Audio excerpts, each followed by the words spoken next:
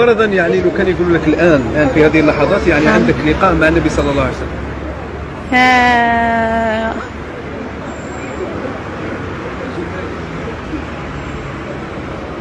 ما عنديش تعليق. يعني وش تطلبي منه؟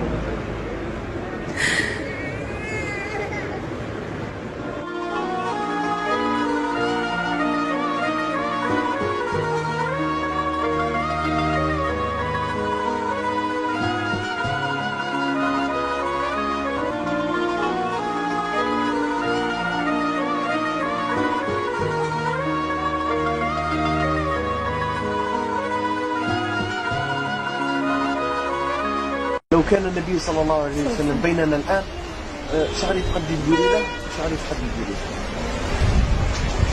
نحكي له شو صنع شو مدين مسلمين ما صالحني جو مسلمين ما.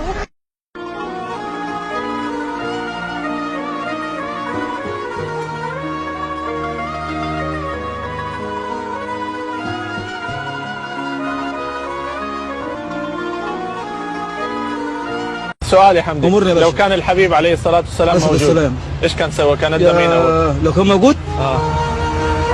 مش قادر اقول لك، مش قادر اقول لك صراحة. مش قادر اقول لك، مش قادر اقول لك صراحة. الناس كلها كانت تحب بعضيها، اقل حاجة الناس كلها تحب بعضيها. اسيب الحاجات دي كلها واروح اصلي. لو الرسول موجود اروح اصلي. انا ما بصليش، اكذب عليك؟ ولا بصلي ولا بصليش. بس طب لو كان الرسول عليه الصلاة والسلام امامك امامي؟ ايوه ايش تقول له في دقيقة؟ يعني اجري تحت رجليه وابوسها. ايش تتوقع تقولي له لو قدر لك انه تجلس معاه لمدة دقيقة لوحدكم؟ سؤال صعب. لو اتمنى